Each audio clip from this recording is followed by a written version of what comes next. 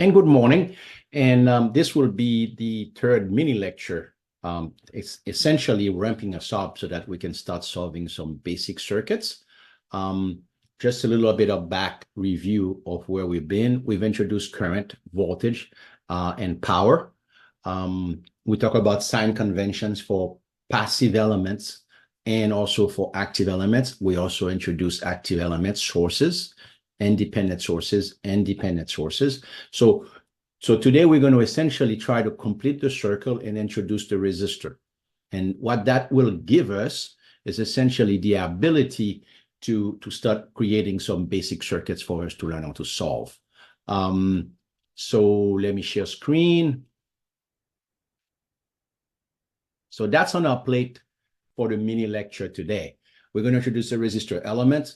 And anytime in circuit analysis, when we talk about elements, whether it's the resistor or other elements that are going to come online, what's important for us when we introduce a circuit element is its voltage current relationship. Okay, so that's essentially what determines how that element behaves in a circuit. Okay, so we're going to talk about that. That's going to be Ohm's law. And of course, power. We're going to talk about power relationship for the resistor. Then we move on to Kirchhoff's laws. Kirchhoff's laws are foundational for circuit analysis. So what you're seeing me doing here, you're seeing me kind of develop some pieces that eventually I'm going to put together into an organized procedure. In fact, into two organized procedures, nodal analysis and later on mesh analysis. So important to learn Kirchhoff laws, and part of Kirchhoff laws is understanding node. What is a node? What is a loop? Later on, what is a mesh? And then we're going to learn finally how to put resistors, how to combine resistors in series or in parallel. So this is kind of what's on our mini lecture today.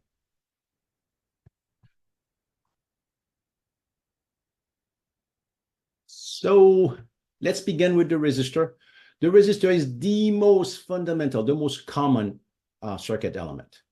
It essentially exists everywhere. Anytime you have circuits creating heat, then you have some resistive element in it. In fact, we find resistors just about in everything. But you think about the light bulb that warms up, that's because it's a resistor. The filament that's essentially glowing, it's a resistor. So anything that generates heat, your oven, tend to have some resistance component in it. It is the most fundamental element, and it's found in just about every, in most electrical devices. The symbol for the resistor is on the right. And you can see that I put the current going into the positive terminal of a voltage. So again, remember what I say when I say anytime we introduce a circuit element, we're going to talk about its voltage current relationship. So I'm putting a current and a voltage, and it follows the passive sign convention because the resistor is the quintessential passive element. All it does is dissipate power. To give you a little bit of a feel of what a resistor is, and we talked about analogy in the past, and I mentioned current is analogous to water in a pipe. So in many respects, you can look at a resistor as a pipe that has a smaller circumference, a smaller cross-section, because as the pipe gets smaller, it essentially opposes the flow of water. So resistor is designed to oppose the flow of electrons, and it does that by warming up, often through heat. So let's look at the relationship between voltage and current. Anytime we introduce an element, that is what's important to us because that determines how it behaves in the circuit. And that relationship is embodied in Ohm's law. If you take an 11C, this is probably some review for you. So Ohm's law relates the voltage to the current, the voltage across a resistor to the current through a resistor. And that relationship, when we say voltage is resistance times current, the resistance is a specification of the resistor. It's something that you buy a resistor with a particular resistance. In fact, you can buy them online. The resistance is in ohms. And we'll use the symbol omega to indicate that. When we write voltage is equal to resistance times current, we assume that the current enters the positive terminal because a resistor is a passive element. If for some reason in your circuit you had defined the current going the other way, then we would simply adjust that by putting voltage is equal minus the resistance times the current if you had your current going the other way. So Ohm's law only exists for resistors, for nothing else, certainly not for sources and nothing else. Ohm's law is voltage is equal to resistance times current for a resistor. We look at power. Now that we have essentially, we have a new element, the resistor, we have sources, and now we have resistors. Let's look at power. So when we write power is voltage times current for an element, this is actually the most general power calculation. It works for any element, voltage times current. Of course, you and I discuss how do you calculate power if you have a passive element, the sign convention, or if you have an active a source, an active element. But power equal voltage times current is the most general power calculation. But for the resistor, I can actually write voltage as resistance times current. And if I do that, you can see that then power for the resistor can also be written as the resistance times I squared. That should also tell you that that's always positive. Okay, it's because I doesn't matter what the value I of the current is, I squared will be a positive value. So that's one way to write the power dissipated by a resistor. The other way we can write, instead of writing the voltage as resistance times current, we can write the current as voltage over resistance. So these are being written because of Ohm's law. Ohm's law says voltage is resistance times current. So I can write the current as voltage divided by resistance. So another formula for power for the resistor is V squared, the voltage squared over the resistance. So these are three alternative formulas for power for the resistors. The bottom two shows you that the power is always positive for the resistor. There is no scenario where resistor has a negative power. Okay, so power is always dissipated by the resistor. So this is a page you're going to need to know. These power formulas for the resistor should become almost second nature to you. Okay, so power, we introduce Ohm's law for the resistor, and then we know how to calculate power for the resistor. We remind ourselves that the resistor is a passive element, that when we write Ohm's law, we need to look at the sign convention in writing Ohm's law. Okay, so here's our next major step into this mini lectures here. Is Kirchhoff laws. We're going to look at two Kirchhoff laws, the current law and the voltage law. These are foundational, and they're going to be significant pieces in the two nodal and mesh analysis that we're going to be introducing we're going to start in about a week or in a couple more lectures. So the first thing we need to do is define what's called a node. Now, folks, I'm putting this huge node in orange for you. You are not going to have node defined like that. This is a nice way to symbolize what a node is, but in reality, sometimes it's not easy to define or to find what a node is. Okay, so we'll define a node as the interconnection between two or more circuit elements. Okay, and that's a nice definition, but students find it difficult sometimes to even identify the nodes, and I'm going to show you some example of that. Key thing that I'd like to point out, a node must be separated by another node by an element. So you're going to have to be careful you don't find more nodes than there are in the circuit. And I'm going to show you some example of that. Okay, just give me a second here. Let's stop here.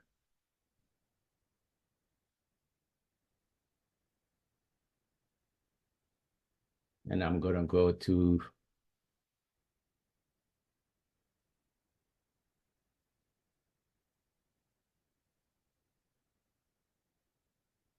my document camera. So just give me a second here.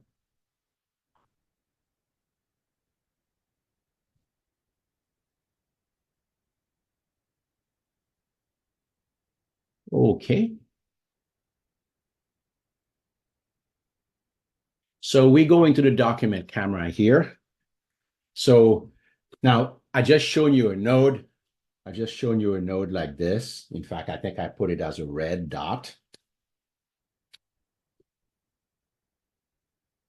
Okay, and then we put some elements here, some resistor, some current sources.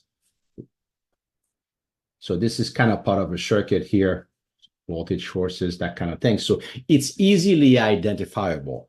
In reality, though, how you're going to get to see a node, you're going to have nodes that look like this.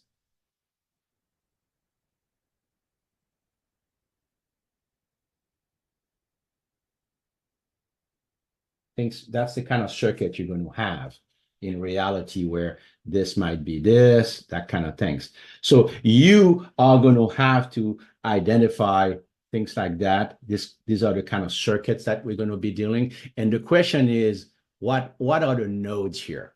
Okay, what are the nodes? This is a resistor, by the way. What are the nodes? And what I tell students essentially, it's really important to find exactly the node in the circuit, that you can't find more nodes or less nodes. So what I tell students, okay, let's start with a point. I mean, every circuit element that we're going to have in this course, except for op amps, has two terminals. So I just identified the two terminals here. There is two terminals for this one, two terminals, and two terminals for this one, two here, and two here. Okay, so we can identify two terminals for every circuit element. Okay, and the idea essentially, as long as you're on a wire, as long as you're not crossing an element, you have the same node. And I'm going to show you what I mean. So let's say I start here. So this is the same node because I'm on a wire. This is the same node. This is the same node. And then I can keep going on a wire. This is the same node. This is the same node. Okay, so this entire here, it's one node spread out. Okay, so as long as you're on a wire and you're not crossing an element, you have the same node. And that's not so obvious to students that are beginning engineering 17. Okay, often they see this connection and they find themselves finding more nodes than they are. Okay, so that's really important to be able to identify the nodes correctly in the circuit. So if I follow that again, I can start here. I say, okay, as long as I'm on the wire, that's one node. So this is one node. Okay, of course, this is one node. There's no way I can go without crossing an element. So that's another node. But here, I can go, okay, I'm on a wire. I'm on a wire here. I'm on a wire. I'm on a wire here, here, and here. So that's another node. So there is one node here, one node here, one node here, and another node. Okay, so these are how I'm defining the nodes. So again, what I tell students, take your pencil. I'm using a red pen on purpose. Take your pencil, just trace. As long as you're not crossing an element, you have the same node. As long as you're on a wire, you have the same node. That's crucial. That's a simple things, and it looks pretty simple, but it's crucial in making sure that you understand the electrical connections of elements via nodes. Okay. So I will stop sharing that. Okay, so that's defining a node. So hopefully that example gives you a pretty good idea where we are here. Let's go back to the PowerPoint. So again, that's what I say here. I say a node must be separated from another node by an element. So in essence, when I'm staying on the wire with my pen, I'm making sure that as long as I don't jump an element, I'm on the same node. That's the node, okay? So this is an example. You know, I'm limited with the PowerPoint, so I wanted to show you. Many students might think there are 3 nodes here, but it's really one node. Again, if you can go from one node to another on a wire, it's the same node. So my example on the document camera, it's a nicer example to, you know, to get that concept across as opposed to the PowerPoint slide. So that's node. Nodes are going to be incredibly important in nodal analysis. Okay, so defining a node is the first step in having the nodal procedure done right. So you need to identify those nodes correctly. All right, so Kirchhoff current law, fundamental electrical analysis law. Often we're going to use KCL as the abbreviation. And it says at any node N of a network at any instant in time, the sum of the current into the node equal to the sum of the current out of the node. Okay, so what I tell students, current coming in should be current coming out. The current can essentially evaporate. I want to tell you again that a good analogy for Kirchhoff for current is the water pipe. If you have a big water pipe, that water that's coming to a big pipe, and then the pipe split into 2 or 3, whatever water is coming in that big pipe must be equal to the amount of water that's split into those 3 or the smaller pipes. Okay, same concept for current. Whatever current is coming in is current leaving. So Kirchhoff current law is a relationship among current at node.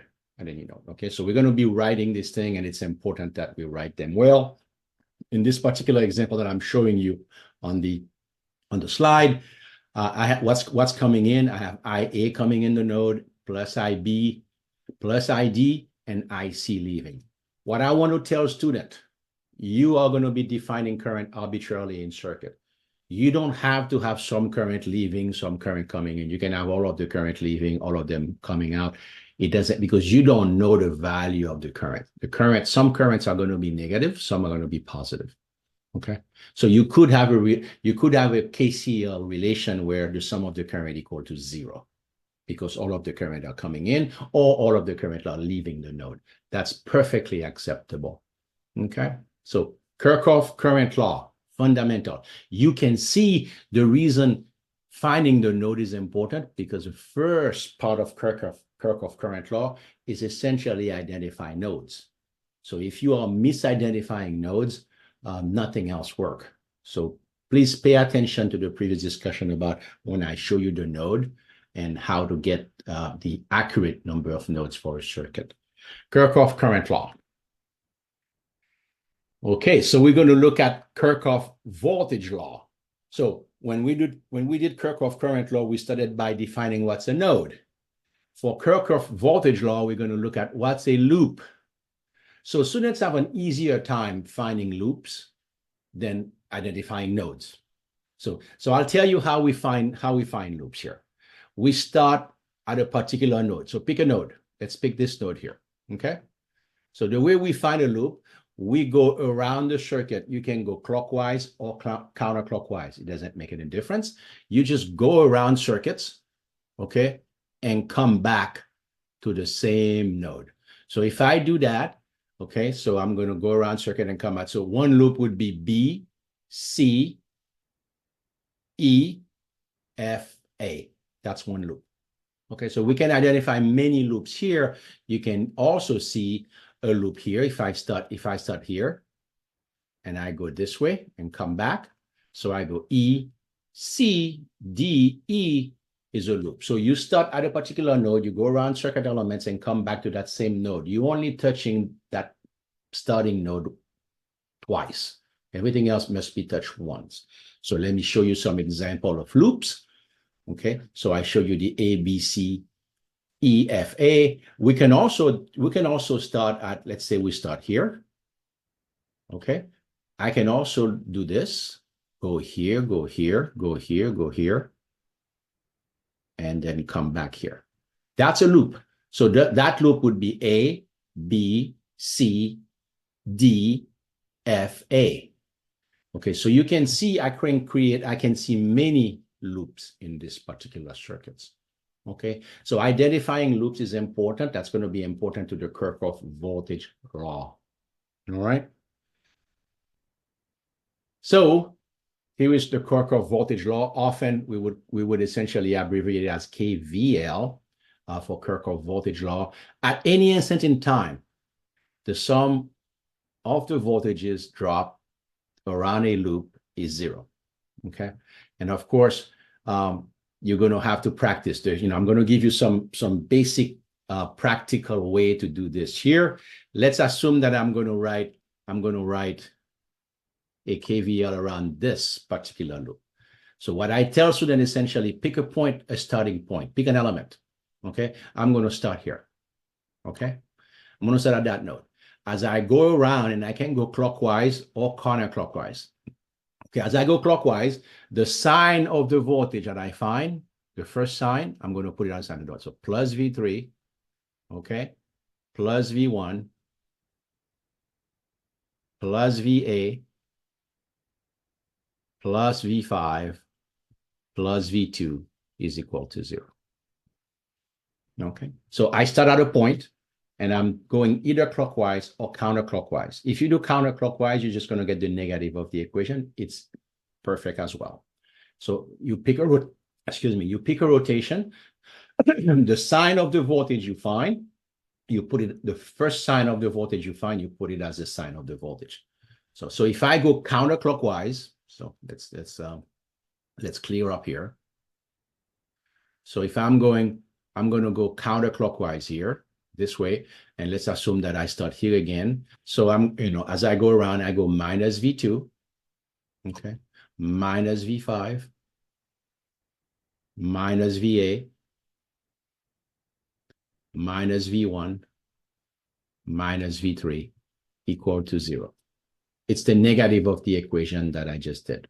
So KVL, Kirchhoff voltage law, is a relationship between voltages in a loop. That's all it says. It doesn't say anything more than that. The sum of the voltage around a loop is 0. Okay, so let's find it a little easier to write this as opposed to identifying nodes. So we're going to have to practice both. So we've seen Kirchhoff current law, which is at node, a relationship between currents at node. And this is Kirchhoff voltage law, which is a relationship between voltages around a loop. Important, we're going to practice this quite a bit. Okay.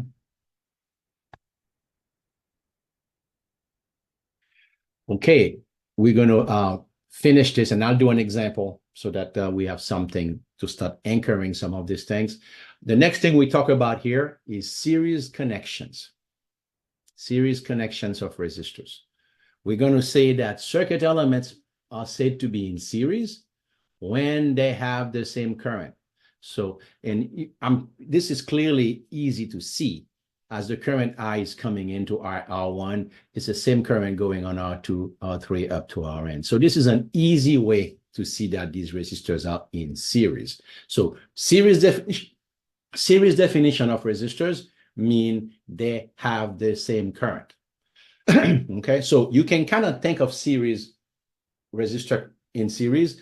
You have to think of KCL also. You have to think of node. Are they in series? Are they that kind of thing? So when they are in series, they have the same current. Okay, that means the current cannot go anywhere. The current that's coming in. So for example, if I had a resistor like this, then R1 will no longer be in series with R2 and R3. R2 and R3 are in series, but R1 would not, because the current that's coming in here would split. Some will go on R2, some will go on the top resistor. Okay, so you're going to have to balance the node concept with the essentially identifying what's a series set of resistors or not. All right, don't just look at the picture and draw that conclusion because they're straight across. All right, and I'll show you some example of that. So when we have resistors in series, and we identify them correctly in series. And the way I'm going to ask you, when you think two resistors are in series, do they have the same current? So you're going to need to answer that question anytime you think two resistors are in series. In this particular case, it looks obvious, but in other cases, it will not. When we do, we can combine the resistance into an equivalent resistance by just adding the resistors in series, their resistance. So our equivalent is R1 plus R2 plus R3. That's an equivalent resistance. Equivalent means I can replace the bottom, I can replace the top circuit by the bottom, and I won't see no difference in the rest of the circuit. Okay, so that's circuit elements. Circuit elements in that series combination of circuit elements, which is fundamentally having to do with looking at current. Okay, are these elements in series? Do they have the same current? If not, they're not in series. Okay, and if resistors are in series, you can combine them when it's advantageous into one equivalent resistor, which is simply the sum of the resistance. Okay. So resistors in series. So I'll show you the other part, and then I'll go into just an example to kind of anchor this thing. The counterpart is resistors in parallel. So if resistors are in series, if they have the same current, resistors are in parallel if they have the same voltage.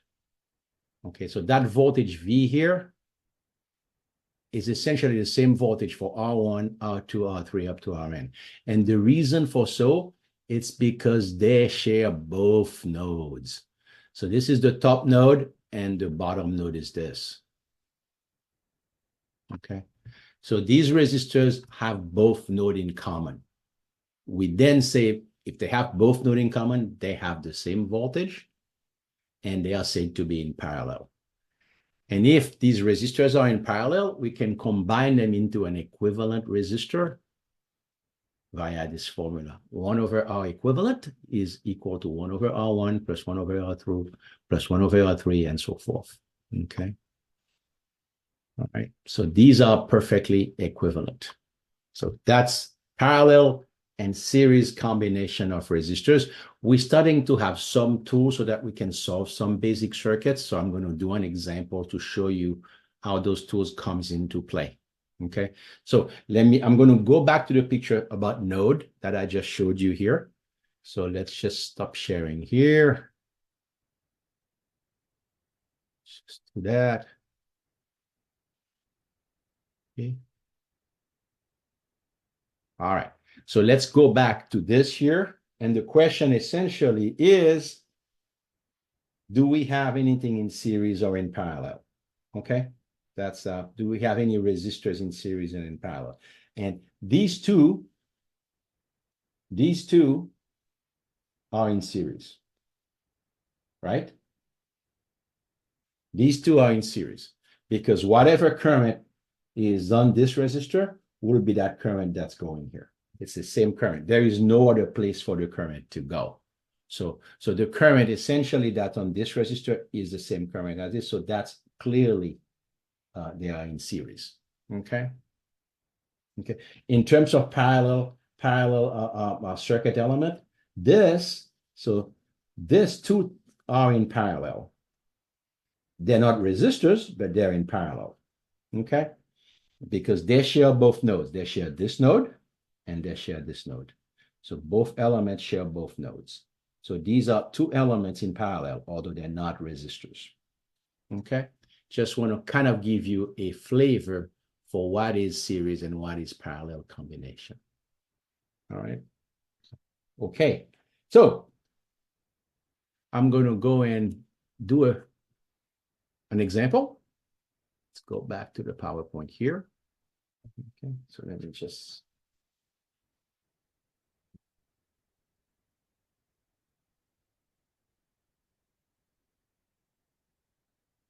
Okay, so let's do an example and then we'll wrap up this mini lecture today. All right. So the example essentially what we know right now, we know Kirchhoff laws, we know how to combine resistance, and we know Ohm's law. These are the three pieces that I'm going to basically ask you to use here. And I'm giving you a basic circuit here on the right. This basic circuit has a battery, a 14-volt battery with plus on top, negative on the bottom. And it is connected to some resistors. We have a 2 ohm, a 6 ohm, a 10 ohm, and a 4 ohms. And they are connected in a particular configurations. So these are the kind of things you're going to get. And this particular problem is asking you calculate the current I. Okay, calculate the current I. Of course, using the tools you know, which is Kirchhoff laws, Ohm's law, and combining resistance. So my job is to help you think of a strategy in terms of how you solve circuit. Okay, so I'm going to go to the document camera so that I can do it all and you can see. And I'm hoping to help you think this way when you see a problem like this. So let's go back here. Let's go to the document camera, and I've copied the problem here.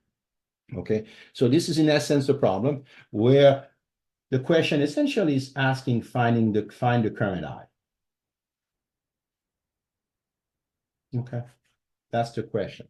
So what I'd like you to think when you get a problem like this, I want you to think of a strategy. How am I going to proceed here? Don't just start writing equations without having any kind of orderly process. I want a strategy.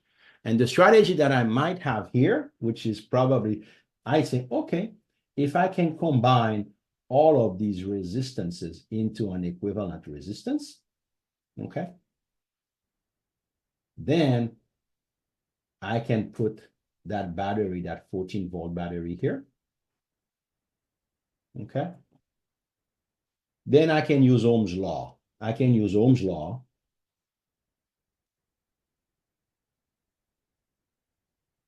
to get the current I, which is 14 volt over the equivalent resistance, okay?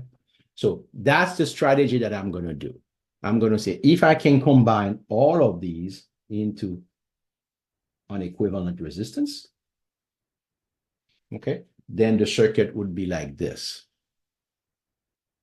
The circuit would be like this. And if I get it to that place, then I can use Ohm's law to get the current that the source puts out, which would be the voltage divided by the resistance. Because Ohm's law for this, that says that this is in parallel with this. So this has 14 volt across it. Because this is in parallel with this. They share both nodes. Okay. So if I know the voltage across the resistor, then this is the current I as well. I can calculate the current I by taking the voltage divided by the resistance. So I'm hoping this is a strategy that I get you to think before you start writing equations, because you need to have some order in the way you proceed with solving circuits. Okay, and I'm going to try to formulate that process clearly for you and with you. Okay, so now we talk about how do we get that equivalent resistance right here. Okay, how do we get that equivalent? So can I convince everybody that the 6 ohm and the 4 ohm are in series? Okay, so if you can see that they're in series, I'm going to redraw the circuit here. That's the 2 ohm, that's the 14, that's the current I, that's the 10. And then I combine the series, this is then 10 ohm.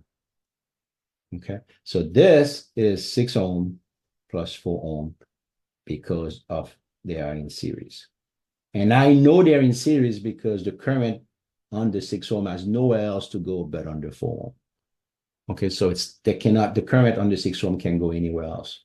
So this is my result of combining the 6 ohm and the 4 ohm in series. Okay. So once I'm there, I can hopefully show you that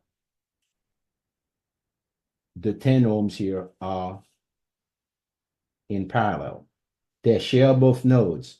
They share this node and they share that node. Both nodes are shared by the 10 ohms. So I can put them in parallel. So 1 over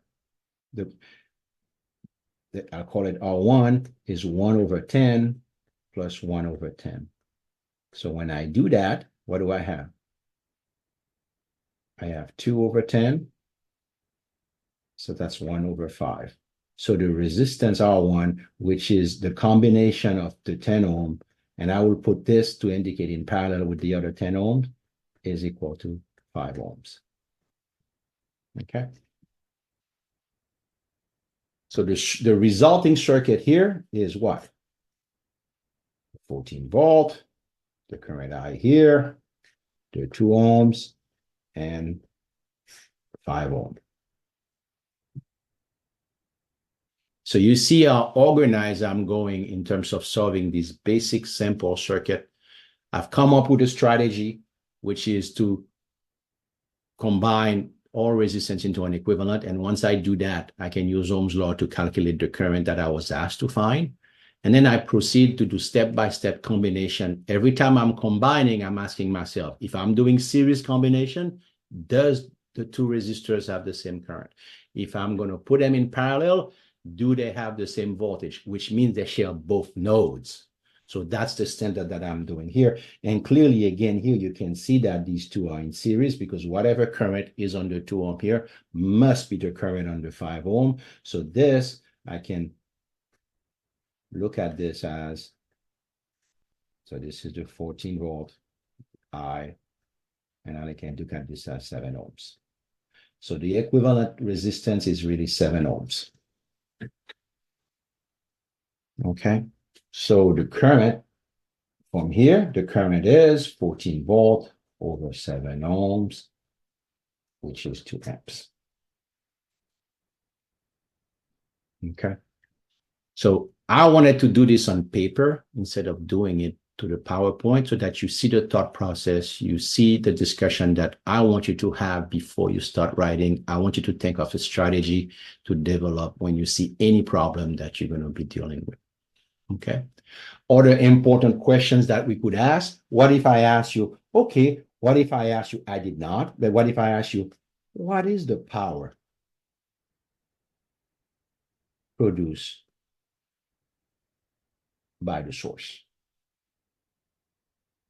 So what if I had asked you that, then you would say, okay, the power produced by the 14 volt source, that's only one source, is 14 volt times the current I, because the current I is entering the negative terminal appropriately. The current I is coming in this way.